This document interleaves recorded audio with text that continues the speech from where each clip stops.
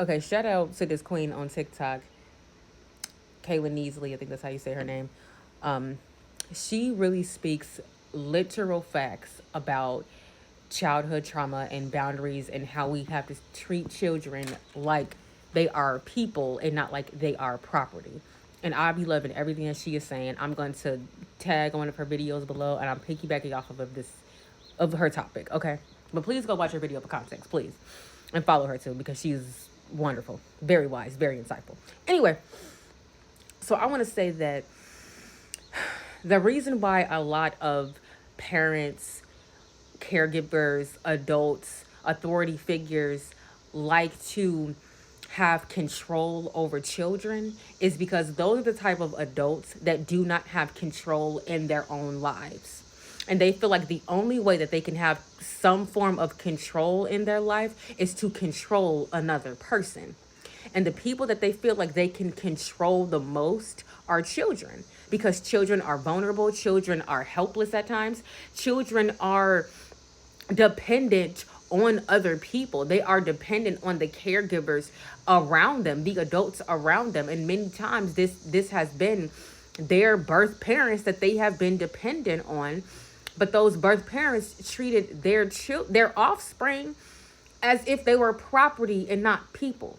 And when you have a parent that treats their offspring as property and not a person, then that caregiver, that parent, is going to think that they can control that child in every single aspect. They can control, what the child wears, how they dress themselves, their apparel, like the clothing that they wear, the jewelry that they wear, their hairstyles, anything like that. They want to control the colors that they wear, the type of coats that they wear. If a child likes a certain thing, but a parent is like, I don't want you to have that because I don't like it, so I'm not buying, you're going to buy what I want you to buy. Or they're dressing their children up in a certain type of style or fashion that the child doesn't really align with. You can have a child that's very much, you could have a female child, a daughter that is very much a tomboy, but if she has a parent that is having constantly trying to force the child that's a tomboy to wear girly clothes and wear all the dresses and all the cute stuff that girls wear, but that's not really in that child's bracket, that's not really within that child's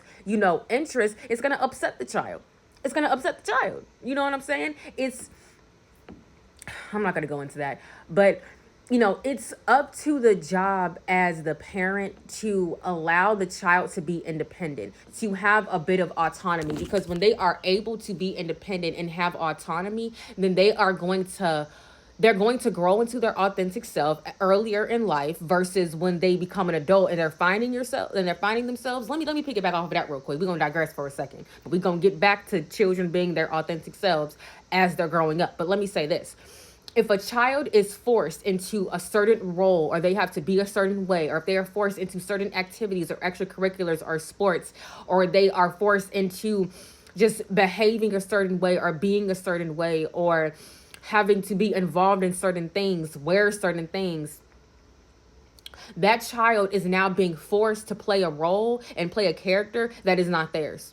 They're forced to play a role that the parent has chosen for them and is forcing them to play this role when it is not in alignment with their soul. And a lot of parents think that they're doing the right thing by their child. No, you're not. You're not. You are not. You are only doing what is best for you, what is best in your self-interest, because you have this image that you want to maintain and you want your children to amplify and exemplify that image. Yes, I'm getting all up in your house. Pull them skeletons out of your motherfucking closet because you didn't do what you needed to do when you were a child. You didn't have that freedom. So now you're trying to take away that freedom that your child has, or you're trying to live vicariously through them. And then you wonder why y'all may have issues getting along. Y'all wonder why they may not like you as much. You wonder why they may not trust you as much. You wonder why they may not want to talk to you. It's because you haven't created a safe space for them. Baby, your ship has sailed from your childhood. You won't be able to get those years back. But instead of you taking that away from your child during their childhood years, why don't you give yourself what you did not get in your childhood years, in your adulthood years? That's how you do that. Give it to yourself, but do not use your child as a way and means to get your own needs met. That is wrong. That is bad parenting. I don't give a damn How much you are providing for that child. If you are not allowing that child to be independent, if you are not creating a safe space for that child, all you're doing is providing for that child. And like the wise woman, Iyanla Vanzant, said, there's a difference between providing for a child and raising a child. And a lot of you parents spend so much time providing for your children and thinking that's the only thing that you have to do, that you're not spending enough time raising your children. There's more to parenting than just providing. There's more to children than just watching them. You don't just watch children, you raise children. You raise them to be independent adults. Let's piggyback to that point we were making earlier. The fact that parents don't want to allow their child to express themselves authentically, and then those same parents want to turn around and shame the child. You don't even know who you are. You don't even know what you want to do in life. How are you going to figure out who your life are? Why are you copying people? Why are you following people? Stuff like that. Well, you know why they sometimes tend to do that? Because they don't know who to be. When they tried to be themselves, you didn't like that. And then you comparing those children to their peers, to other people. Why can't you be more like them? Why can't you be more like your sibling? Why can't you be more like your cousin? Why can't you be more like that student over there? Every time you compare your child to someone else, you're making your child feel inadequate. You're making your child feel insecure. I'm getting out of your motherfucking house. Don't you scroll away because I'm telling you the truth. Listen, sit down and listen to me. The more that you are trying to control your child to be what you want them to be, the further you are pushing your child away, not only from you, but from themselves, from their own soul. Just because your child is doing certain things and they are expressing themselves in a way that you may not have thought they were going to express themselves does not mean that you have to mold the child to who you want them to be. Let that child be who they want to be.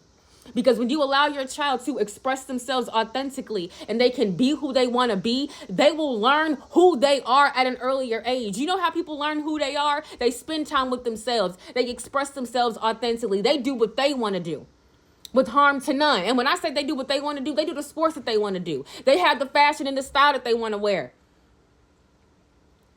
They listen to music that they like to listen to. Make sure you're monitoring that it's not too explicit. They watch, the shows and television shows. Make sure, of course, it's not too explicit. Make sure that you shield your child from rated R stuff like that. You know what I'm saying? Because, of course, you have to do stuff like that, but that's not what I'm not getting to that point. Just with harm to none, let your child be authentic. Let your child be who they want to be.